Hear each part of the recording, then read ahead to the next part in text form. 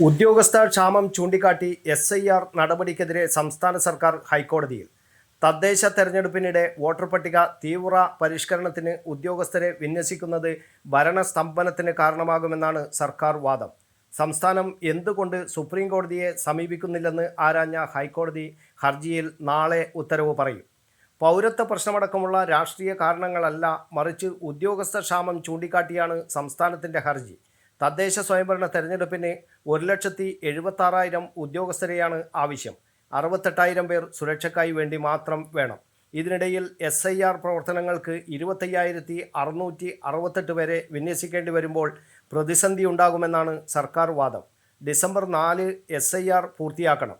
തദ്ദേശ തെരഞ്ഞെടുപ്പ് ഡിസംബർ 9, 11 തീയതികളിലാണ്. SIRന് അടിയന്തര പ്രാധാന്യമില്ല. 2 സുപ്രധാന ജോലികളും ഒരേ ഉദ്യോഗസ്ഥർ തന്നെ പങ്കാളികളാകുമ്പോൾ പ്രായോഗിക പ്രശ്നങ്ങൾ ഏറെയെന്നും സർക്കാർ കോടതിയിൽ വാദിച്ചു. എന്നാൽ 55% ജോലികൾ പൂർത്തിയായ ഘട്ടത്തിൽ സർക്കാരിൻ്റെ ഈ ഹർജി ദുരുദ്ദേശപരമെന്ന് കേന്ദ്രം കോടതിയിൽ മറുപടി നൽകി. ഭരണസ്തംഭനം ഉണ്ടാകില്ലെന്ന് തെരഞ്ഞെടുപ്പ് കമ്മീഷൻ കോടതിയെ അറിയിച്ചു.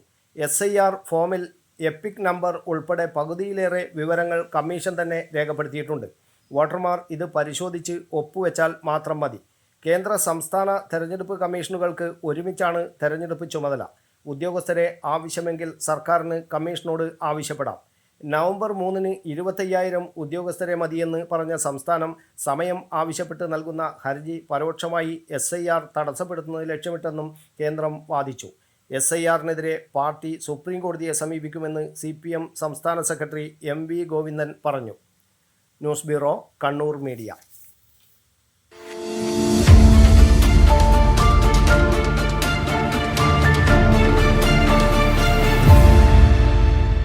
വിവാഹ പർച്ചേസുകൾക്ക് കുറഞ്ഞ പണിക്കൂലിയിൽ സ്വർണം മുൻകൂട്ടി ബുക്ക് ചെയ്യാൻ അഡ്വാൻസ് ബുക്കിംഗ് സ്കീം. പണിക്കൂലിയിൽ 50% വരെ ഡിസ്കൗണ്ട് നേടാൻ മൈ ഗോൾഡ് സേവിംഗ് സ്കീം. പണിക്കൂലി ഒന്നുമില്ലാതെ സ്വർണ്ണാഭരണം സ്വന്തമാക്കാൻ ഗോൾഡൻ പർച്ച് സ്കീം. എന്നും വിശ്വസ്തയോടെ സ്വർണം സ്വന്തമാക്കാൻ ആരാധന ജ്വല്ലറി, കുവൈറ്റ് ആൻഡ് കണ്ണൂർ.